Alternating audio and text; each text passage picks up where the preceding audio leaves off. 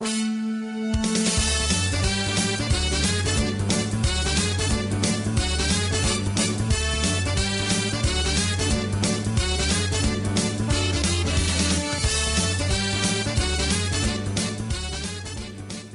it's What a Boast, a celebration of Reeves and Mortimer. Please welcome your hosts for this podcast, MJ Price and Paula Wiseman.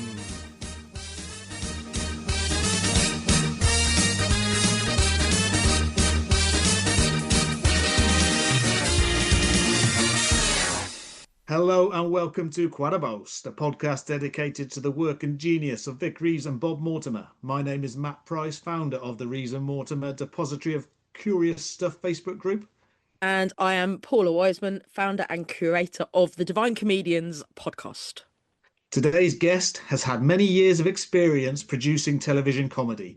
His credits include Hale Pace, Faith in the Future, Bremner, Bird and Fortune, and Alan Davis as yet untitled.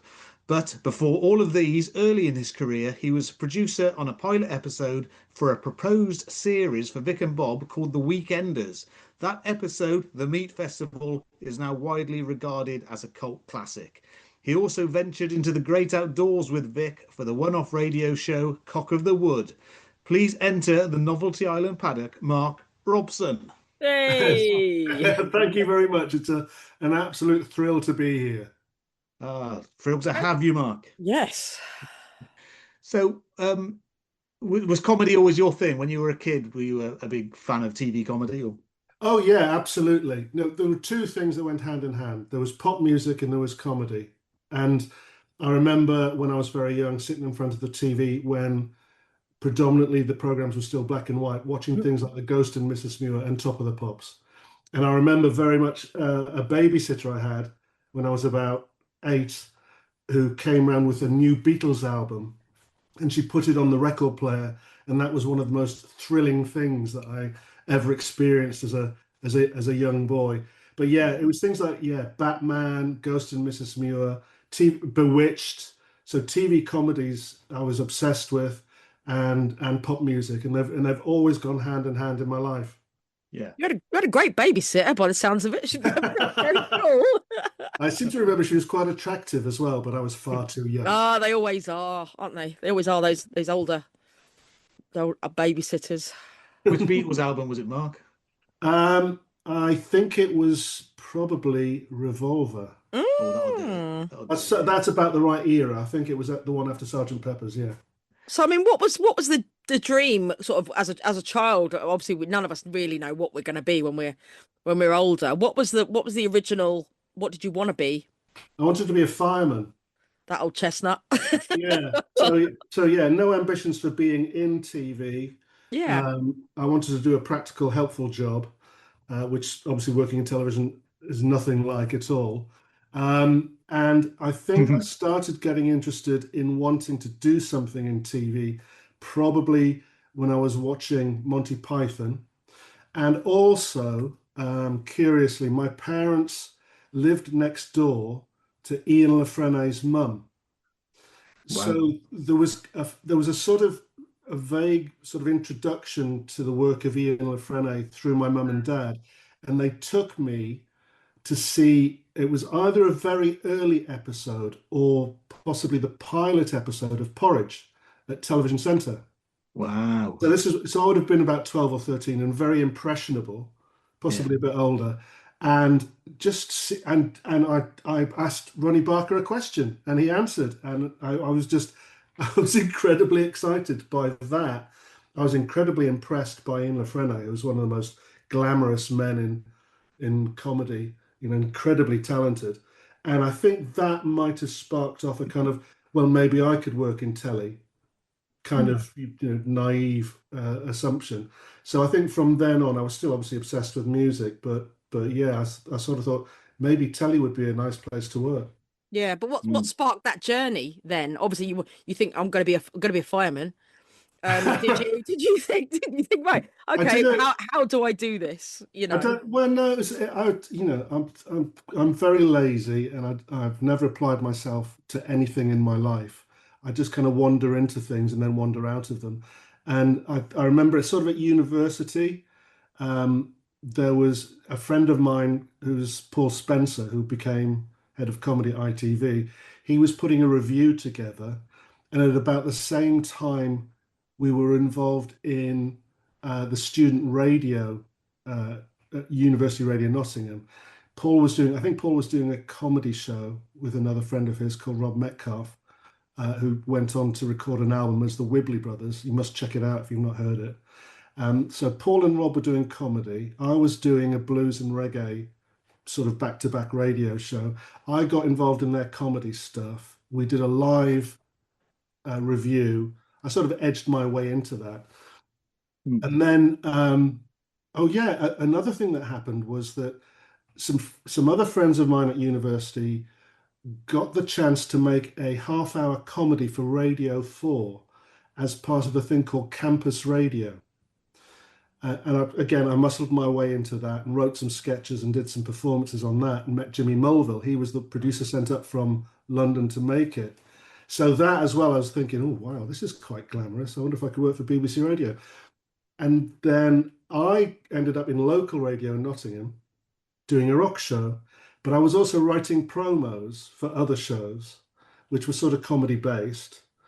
And then I got a staff job at Radio Sheffield. And the comedy writing expanded because I was working on a daytime show with a presenter called Winton Cooper. So I started writing sketches for him. And it was sort of like sub-Steve Wright stuff. Yeah. But we created characters together. And I ended up writing like 5 or 6 episodes of this thing for that show. And an attachment came up at BBC Radio Light Entertainment in London. And I'd been at Radio Sheffield for about a year and a half. My girlfriend was living in London, so I applied for the attachment and got it. So I got into BBC Radio Light Entertainment, and that was where it started properly producing light entertainment shows for the BBC. What Don't sort of it? To shows say we you're work on lazy. originally? To say you're lazy and then do that. Well, no, I used to just see things and go, well, I'll have a go. But I never assumed I'd get them. But I had quite a lively personality, and, and I managed to blag my way into a few jobs here and there.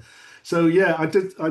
I started off doing little things with some like film quizzes and film review shows. Then the big job that I was asked to do after I'd proved I was worthy of being a member of the department was the news headlines, which I took over from Paul Spencer, weirdly. So I did that. We won a couple of awards.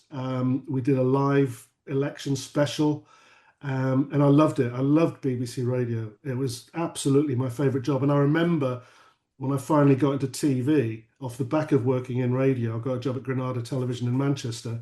I remember thinking, why the fuck did I bother leaving radio? Because this is just, 30 people. You're working with 35 to 40 people, all of whom have questions about how to do things. So you're constantly fielding all of these questions from all sorts of people from different departments. Whereas in radio, it's you and the talent.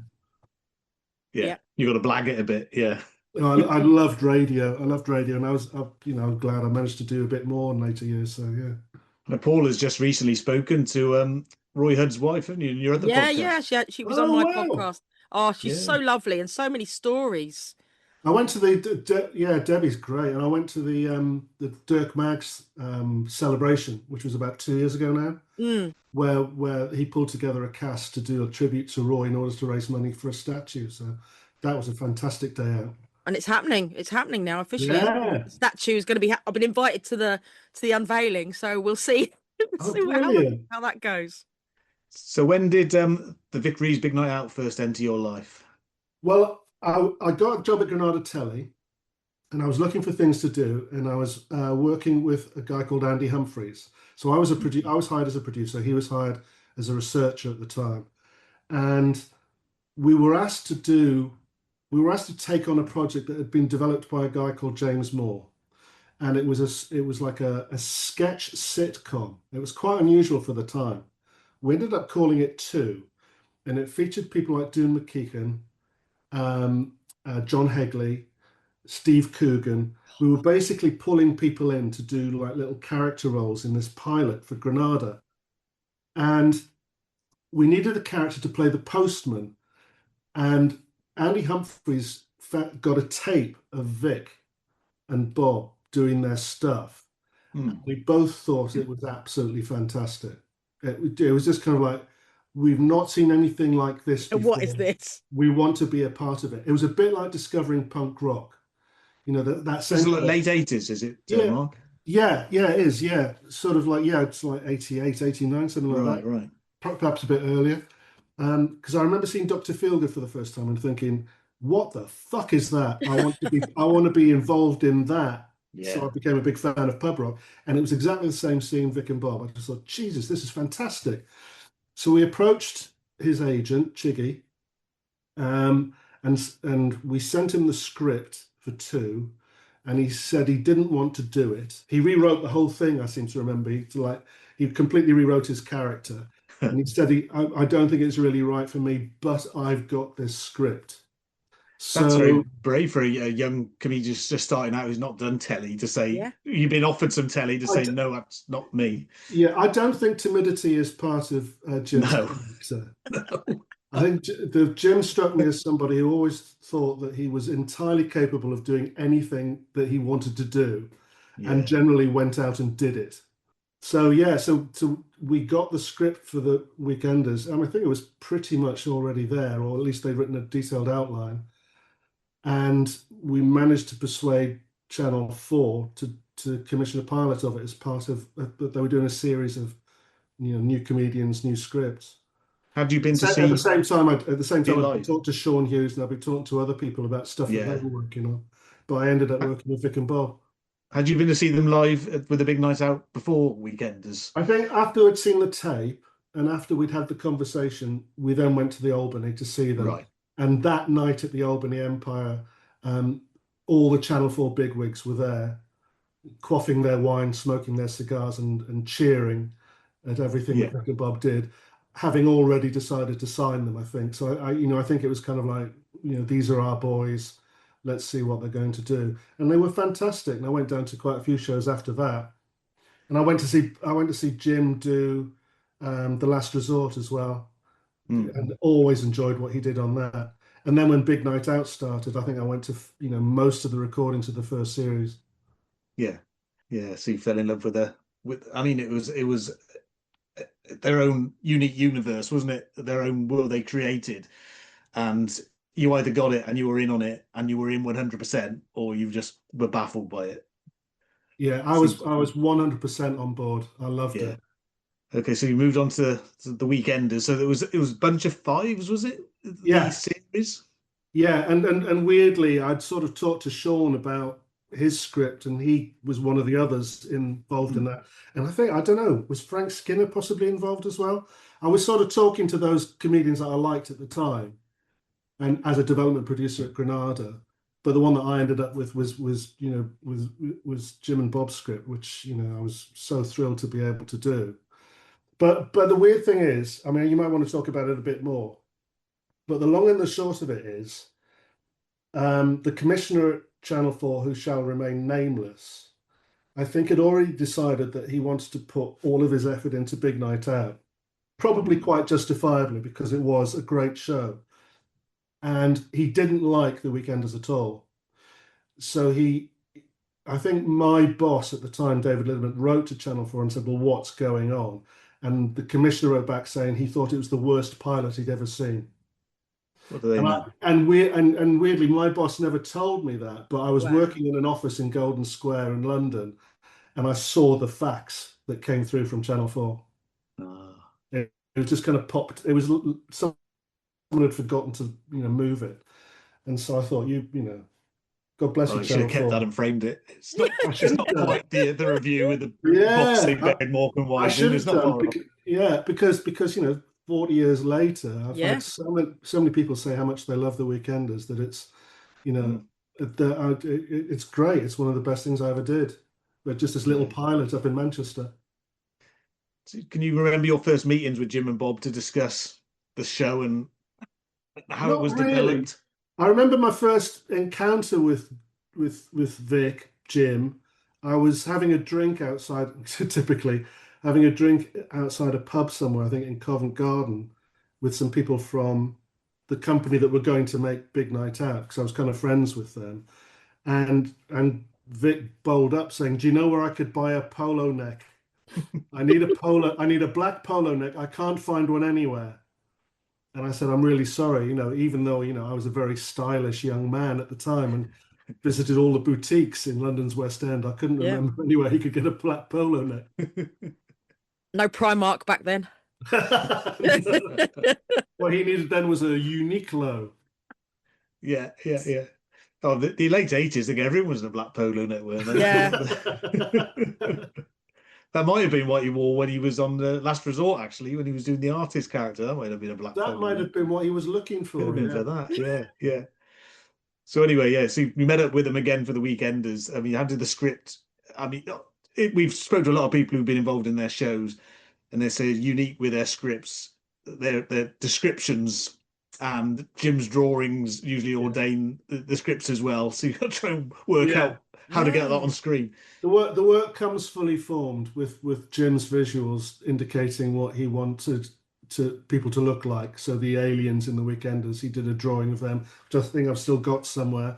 And also what I learned quite quickly is you don't mess with the words.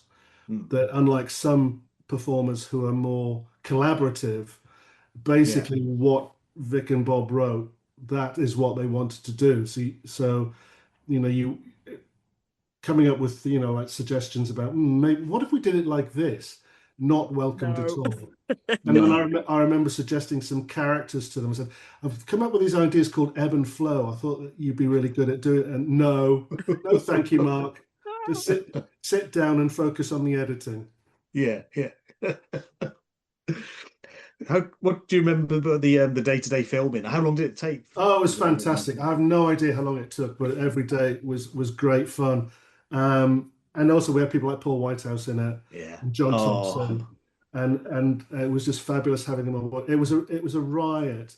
And Phil Oakey, we went to Sheffield to meet the Human League and sat and had lunch with them in a cafe to discuss their participation in the project, which was just brilliant. It wasn't a cocktail bar.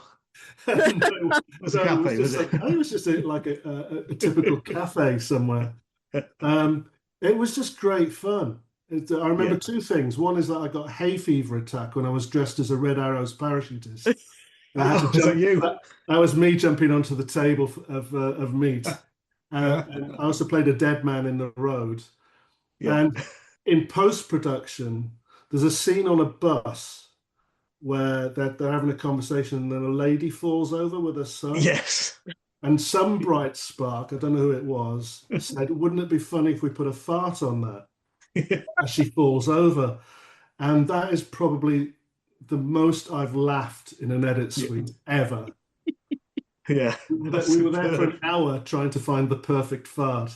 It's all over TikTok now, isn't it? There's all these videos of people falling over and this fart. But you mentioned Paul Whitehouse, that performance. Spencer Pendle, the bus driver. Yeah, and he did that. Phenomenal. He did that in one take, and he didn't quite tell us how he was going to do it. And obviously, Bob and Jim are standing looking at him, and we shot it from behind. And so he opens the door and he does his bit. And then after we finished taking, Bob turned around and said, "That was so funny. I think I've wet myself." Yeah, it was brilliant. Sandy Johnson was the director, who was again a joy to work with. Great. Yeah, he did a few of the comic strip films previous to that. Sandy Johnson. I was so thrilled to get him involved. Yeah. I think Paul. Until then, I think he'd just been known as like Harry's sidekick. But that was one of the first times he came out as himself, and he's a bit good. He's a bit good. He is good. And I was saying to someone the other day, because working with talent is an interesting experience. And I've not worked directly in comedy for quite a while, but I did go for a meeting at somewhere, and Paul was there. And this is like, I'd not seen him for like 30 years or something, and he just said, "Hello, Mark," straight away. So, I was really impressed by the fact that he remembered who I was. Yeah. It wasn't like "Hello, Mark, you arsehole, I hate you." It was like genuinely, he was amused to see me. Like, So there's a few of the Fast Show in the weekend. There's a Simon Day as a policeman at the beginning, and then John Thompson with Mike Watton at the end as two policemen, where they end up yeah. diving into what they both told us was like a stagnant stream. Yeah, I actually had a chance to make the Fast Show. So after the Weekenders and after my short-lived career at Granada, I got a job at London Weekend Television.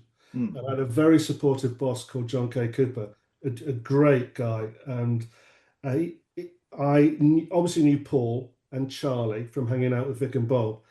And Paul and Charlie said that they were thinking of putting together this sketch show, and would I be interested in having a look at it? And we had a lunch somewhere, and I said, well, look, why don't we organise a meeting at London Weekend? And you come in. It was Hat Trick, I think, when we're going to make it. Yeah. You come in and just see what happens.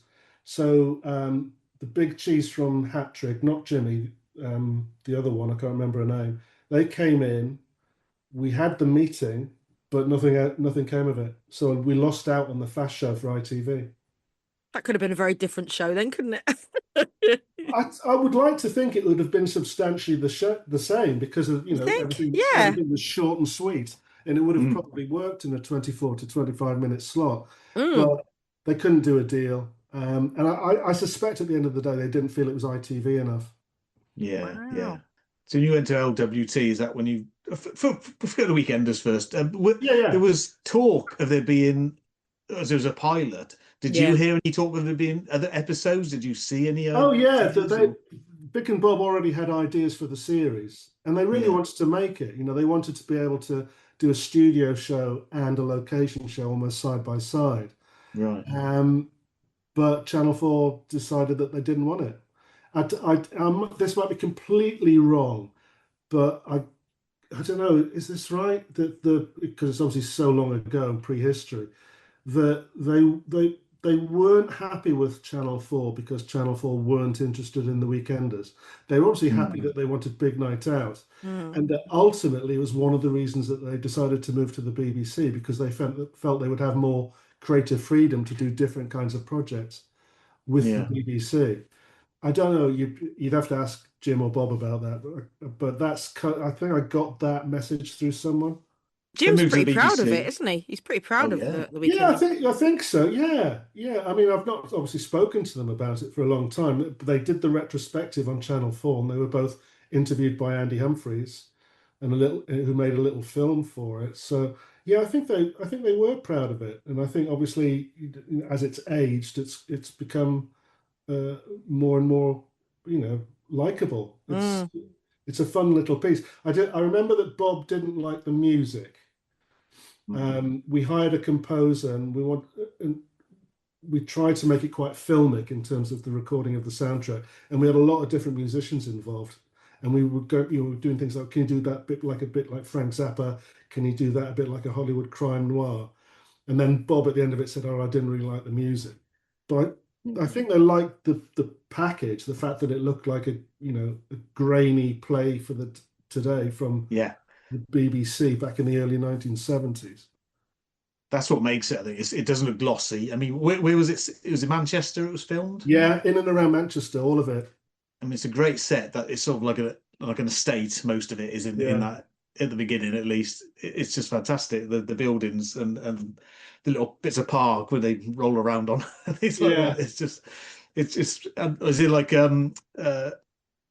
chimneys in the background or something like that? Yeah, there was that industrial. A lot of that was down to Sandy Johnson. Just sort of he understood what they wanted to achieve, and he would find these little places when we went out on location. Yeah. And the fact that there was like a power tower behind the house, I think they found that really appealing. And also that kind of slightly faded suburban estate feel seems to fit the tone of the script. Yeah, that's fantastic. And it's some weird little characters they throw in, like, for no reason, Grass Snake Man. And so they're all in the script. I don't remember them really adding very much once we got out on filming. It was all there originally. Even things like, the huge ball of stuff that comes out of the eye and rolls down the Yeah. stairs and is eaten by a dog. That was all in the script. And the guy who plays, is it Jim's dad with the Yes. Alan Ladd Memorial Heel Bar? I just Yeah. wonder how those actors who've obviously done a lot of work, I'm sure, over the years, how they coped with these scripts. They didn't have a fucking clue what was going on.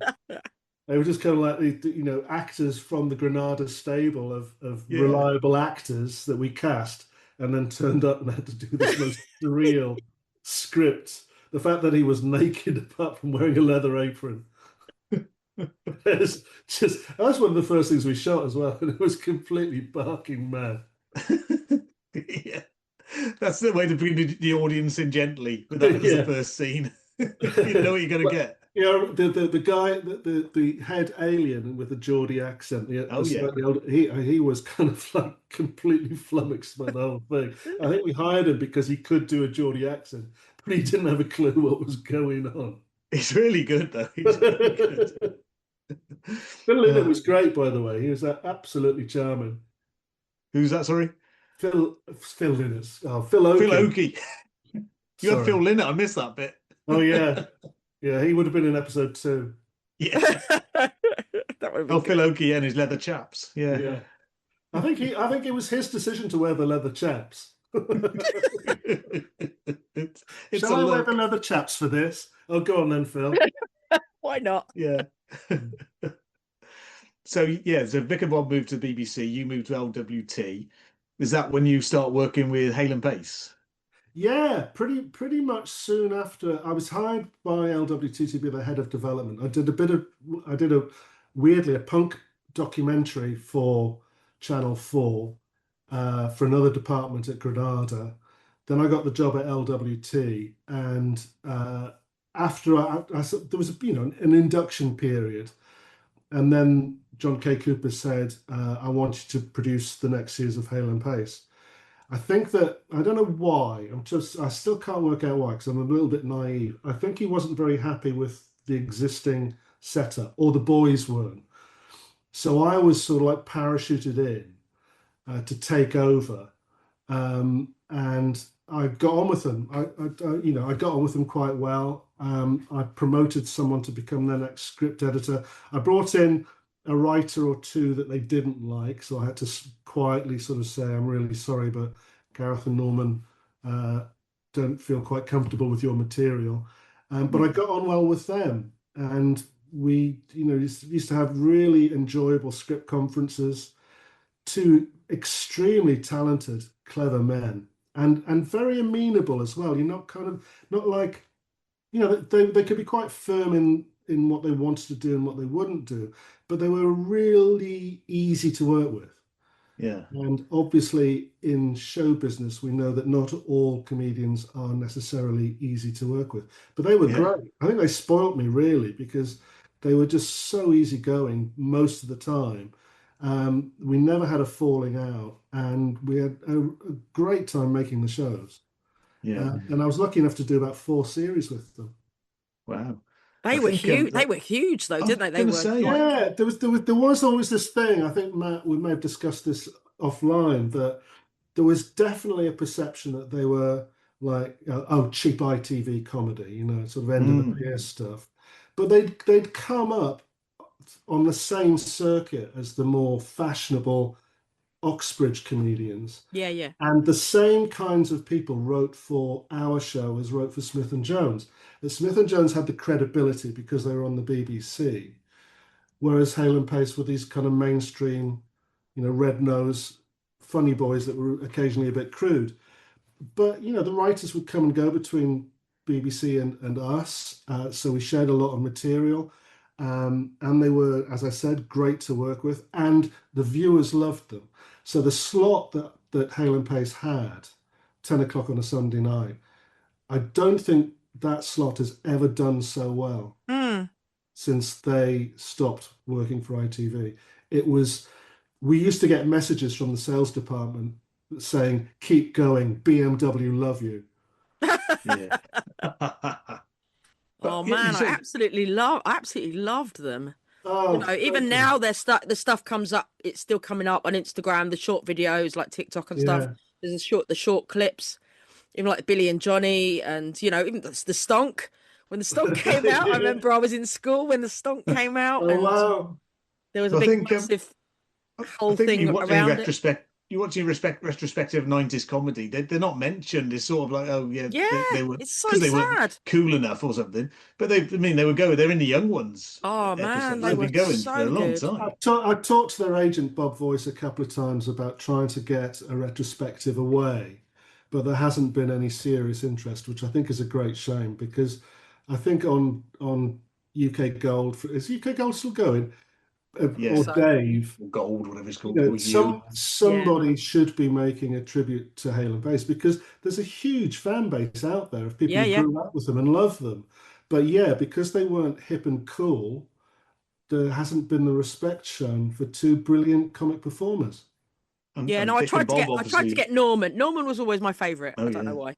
Norman was always my favorite. So I wanted to get Norman for my podcast, and I don't know whether it's not his sort of thing about sort of maybe not revisiting I those don't days. I know. haven't tried Gareth yet, so Gareth could be an option in the future. Well, Gareth is the more garrulous one. Norman is the Yeah. more reserved one. Yes. Yeah. Norman is more thoughtful. Norman's the better singer. Gareth is the crazy, funny Yeah. one. They're different personalities Yeah. that worked beautifully together. Yeah, you should. Yeah, try and get hold of Gareth. I'm See gonna if you try can and get do it. Gareth definitely. I just love their stuff so much, and it's very much sort of the time. Do you know what I mean? You can remember watching it. As I said, the whole thing with the stonk. I remember being in school, and it was we did it. I think we did like a stage version in school. Red noses and everything, and everyone was doing the dance. hope Oh, it someone was recorded this, Paula. So pay a bit sorry, of I money to shouldn't be see, admitting to all this stuff. or you can reenact it. I loved them so much. They were just And Well, obviously, as I said, they were really lovely people to work with. Really obviously lovely. Vic and Bob liked them because they appeared in a sketch, the auction house sketch, wasn't it? In Hale and Pace. Yeah, well, that was because I'd worked with Vic and Bob, and I'd got this new job at LWT working with Hale and Pace. And I said, wouldn't it be funny if? And both double crossover. acts said that they would do it. Yeah, So yeah, I've been yeah, very lucky to work with two of the best double acts that Britain's ever produced. yeah, yeah.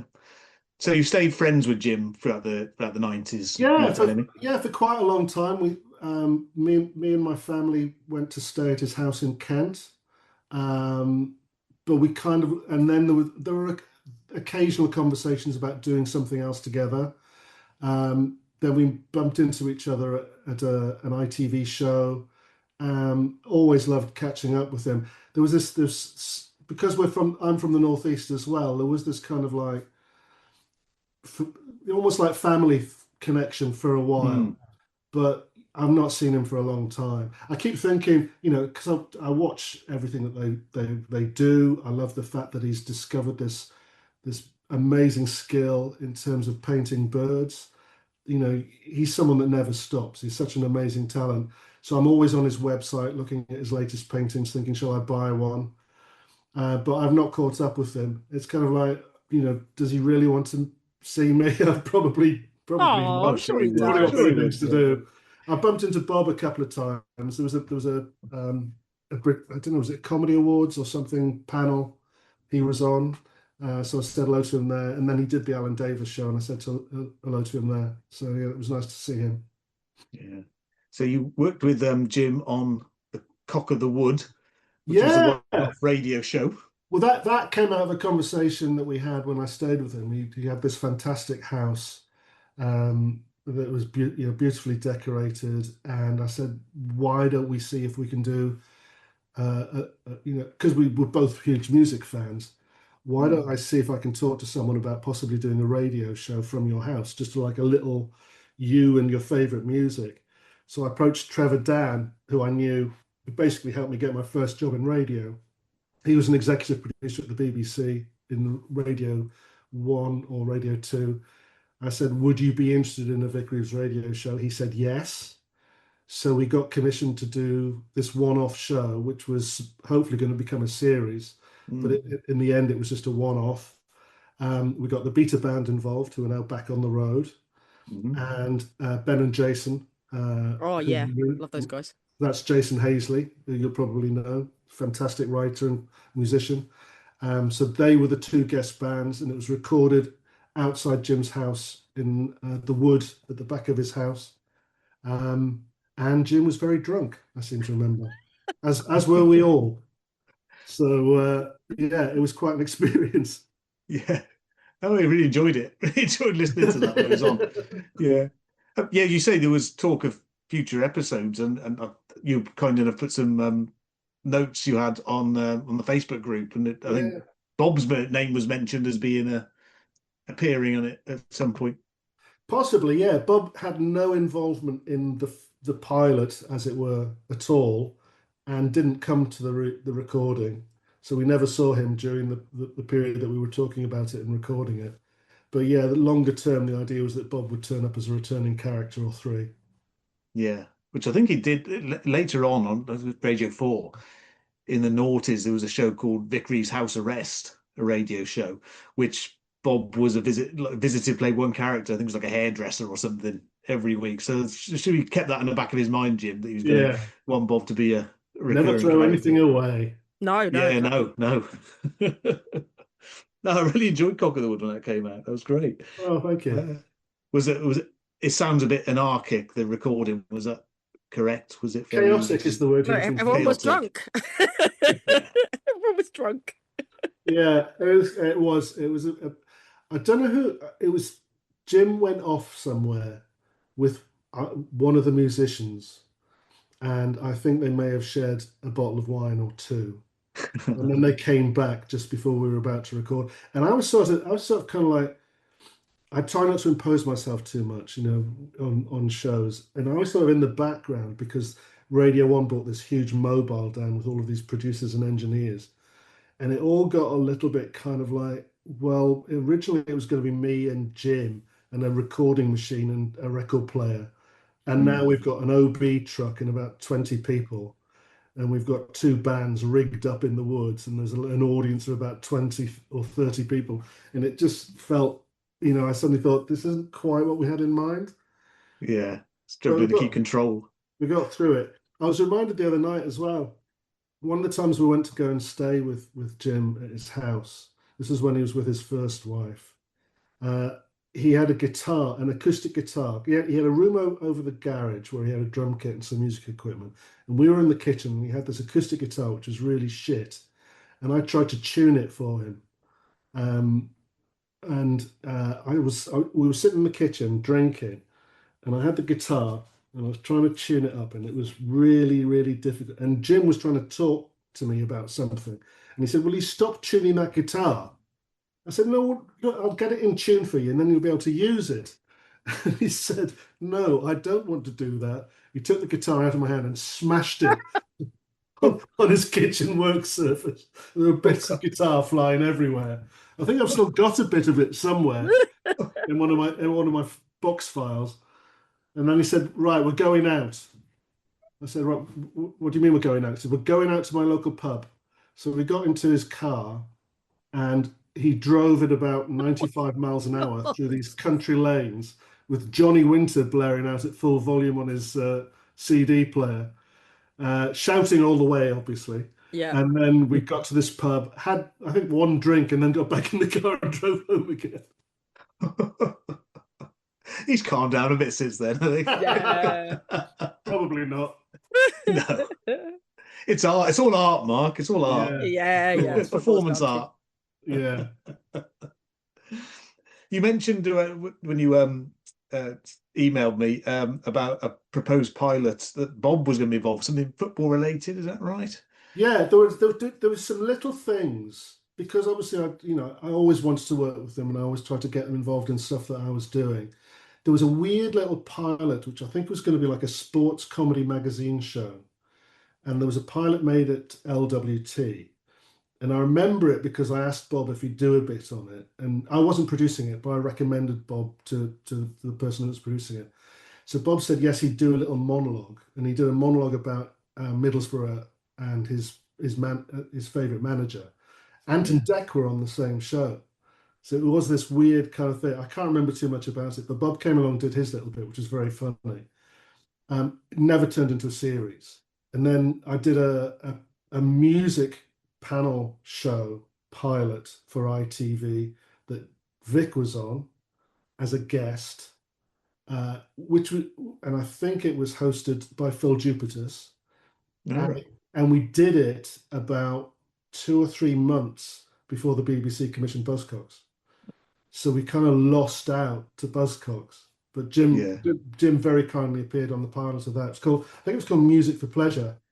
And Good name. and I remember doing a second pilot for that up in Manchester that Bill Bailey and Sean Locke were involved in. Who were all poached for never mind the Buzzcocks. One Yeah. thing or another. Yeah. Yeah. I'm the one that I'm the man that always lost out. They did all right. Yeah, you did okay in the end. I've got some records. Oh, yeah. that's a I've got a couple fine of looking record guitars. collection. I've got 4 children, and my son Jax and his partner have just given birth to identical twins. So wow. Oh, Congratulations. amazing. all is good. So what are the highlights of your career since Hmm. then, in your comedy producing career since the 90s? Oh, you Well, laugh at that. Yeah, the comedy career sort of went sideways. Yeah. I mean, I did Bremner Bird and Fortune, which was great, Yeah. working with Rory. John Fortune, I thought, was one of the loveliest men Oh, I've ever met. definitely. One of the brightest and cleverest comedians I've ever met. So I loved working with him. I had to take jobs to keep working because we kept having children. So unlike artists who pick and choose like Vic, who pick and choose what they do because it's Yeah. what they want to do, I became more of a jobbing producer director. So I eventually I drifted away from comedy, and I was sort of getting a bit fed up with it as well. I was getting, I'd been to Edinburgh like 10 years in a row watching acts.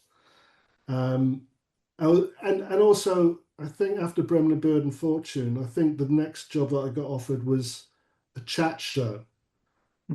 So I sort of moved more into entertainment. I did a series with Brian Conley, which wasn't a great success. And I discovered that Brian, who is a lovely man, but isn't really interested in the wider world. So well, I remember sitting in the gallery. We had to come to this arrangement, but he didn't really know anything about show business apart from his own stuff. And he had a button under his chair. He was the host, and he'd be interviewing, a Hollywood star, and he'd press it occasionally, and I had to feed him questions because he didn't really know what to say to the guest. Right. I'm sure he's not alone in that. I'm sure other people do it. Yeah, I suspect Michael Parkinson, pretty knew what he wanted to say to his guests. So I moved into entertainment. And then what happened? I did a chat show with Craig Charles, and I ended up doing more development work. So I was sort of helping create shows, and I spent quite a lot of time doing that. And I got involved in children's production as well because I had young kids and I was watching a lot of kids' TV with them. I created a show for CBBC called Best of Friends, which ran for about 3 or 4 years. And then I created a children's show for Disney called Inside Clyde, which was, I think we did about 13 or 14 episodes. I absolutely loved doing it. It was a great, David G. Croft directed it. We had a great time doing it. And Disney Europe said that they were going to roll it out across all of their European territories. And so I had this vision of myself buying a Rolls Royce with Mickey Mouse's face painted on the side. And just about a week after this news came through to me that they were going to roll out my format across the whole of Europe, they fired everybody at Disney UK. So that never happened. The cutthroat world of Disney. I sort of ended up doing all kinds of bits and pieces. I ended up working as an executive producer for Sky Poker because a friend of mine was running that channel, and that was a really I was interested in interactive television, and funnily enough, Norman Pace ended up being one of the presenters on it. So we brought in a lot of showbiz personalities and sports stars to present these live interactive poker games. And I'm not a poker player. I have no interest in poker whatsoever, really. But I loved the concept of players interacting live with personalities on poker tables, and that was really successful. We were nominated for an interactive Emmy. We got to go to Nice, where, funnily enough, Brian Conley was the presenter. We It's a small world. Oh, I do love Brian Conley though. He's this Pratt Pack thing. He's been doing with Bradley Walsh and Joe Pasquale. Oh, Bradley's great. Yeah. I loved working with Bradley. We did a show on Channel 5 together called The Big Stage, where we tried to find a new way of recording variety television on a low budget. And basically what we did was we had the studio for a week and we just rolled acts in and they do their set. So we'd shoot all day long with an audience in the evening. And then Bradley would just have to record loads of links saying, and now, ladies and gentlemen, Tim Vine. And now, ladies and gentlemen, Wow. and it worked as well. It worked really well for Channel 5. So I suspect you've followed Jim and Bob's career since you worked with them over the years. And I think that probably the closest thing they've had to what they might have thought they're going to get with Weekenders was Catterick, which was very similar sort of stylistically. Well, completely different characters, but a sort of a surreal sitcom. Yeah, I think they always had it. As I said, never throw anything away. I think they always had an ambition to do something in that field. They knew they pretty much conquered studio comedy, obviously with their own brand of comedy, which didn't necessarily appeal to a wider audience, but on its own terms was absolutely brilliant. And they always enjoyed the notion of recording stuff that was on location, and they enjoyed sitcom as well. So they've basically done everything that they could possibly want to do. Hit singles, fishing programs. Their ability to diversify and be good at everything that they want to do is just absolutely amazing. I'm surprised they haven't got knighted. So they should be in the House of Lords by now. Let's talk of that at the moment on Facebook, giving Bob a knighthood. Yeah. Yeah, some of the conversations I remember. I don't think he'd be up for it, to be honest. Yeah, and I suppose if they delve too far into Bob's past, there might be one or two questions raised. But you say they've done everything now, but one thing they haven't done, and which I think would also be stylistically like the Weekenders, is this film they've been talking about here we go. Many years, which I don't think we'll ever see the light of day now. I think it's too many years have passed. It was going to be The Glove. It would take an adventurous commissioner on probably a platform who felt that it would appeal to a wide enough audience to justify the commission. One of the things that might persuade them to do it would be that potentially it would have, sufficient originality about it to potentially be nominated for an award or two. And as we all know, the platforms love awards. So that would probably be something that could enter the discussion, because the comedy in and of itself is unique. And you just never know whether it's going to connect with the wider audience. And obviously platforms are all about reaching as many people as possible. But they're so unique and they're so talented. Yes, they could create a really fascinating film, and it might garner, attention and votes for a potential award. So that's what I would say if we had the chance to talk to a commissioner at Netflix or Amazon. We could put your name forward, Mark, anyway, to say that you're up for it. I'm sort of semi-retired now. I've got to look after my new grandchildren. No, but you come out of retirement for that, surely. I'd come out of retirement anytime saw it with Vic and Bob, that's for sure. Yeah. So what are you up to now, Mark? I know you're doing a bit of DJing. He's being a granddad. Yeah, I sort of went back to my original love of, because I don't think I mentioned this. My first professional job was I was a rock DJ on Radio Nottingham. So I did an independent rock show for about 2 or 3 years. So that was my first love, and then the comedy came on a bit later. So yeah, I DJ quite regularly now locally because it's convenient and it's fun. I have no ambitions to take it any further than that. I do a radio show on Marlow FM, which is just I record it at home, and again, it's a bit of fun. I sort of administer the occasional media course through my company, Grand Scheme Media. We've been doing media training for about 12 years now. And we've worked with a lot of students and hopefully encouraged them to work in television. I mean, I know it's a dying industry, but we try and remain as optimistic as possible. So we're mainly funded by Screen Skills, and we started out with doing a lot of like comedy script editing and comedy writing for television, and we'd go to different festivals and present these courses on how to write sitcom or how to write sketch comedy, which were always well received. And then we broadened out into doing all kinds of media training courses, mainly on the creative side, but occasionally we do things like script supervision, post-production, production management, accountancy, stuff like that. And I love it because I reached a stage in my television career where I wasn't enjoying it anymore because there were far too many politics involved in making a show. Everything became a headache. And I wanted to do something that was positive, that would make me feel better about working in television. So we set up Grand Scheme Media, and everything that we've done since then has to try and be positive and to give back and to help people get on with their careers. Also available for weddings and bar mitzvahs. As a DJ, no. I'm not sure whether a course about writing comedy would go down well at a wedding. You never know. You get a few decent best man speeches out of it. You never know, Mark. Yeah, exactly. My last wedding disco, someone came up to me and said to me, play Quasar by Empty Mug. I said, I haven't got it.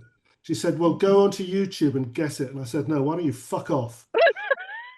So I felt my career as a wedding DJ was reaching an end. If you're just scrolling through YouTube to find songs, that's a desperate state for a DJ, isn't it? I play vinyl. I don't scroll through fucking YouTube to find old school. Old school. What the fuck's YouTube?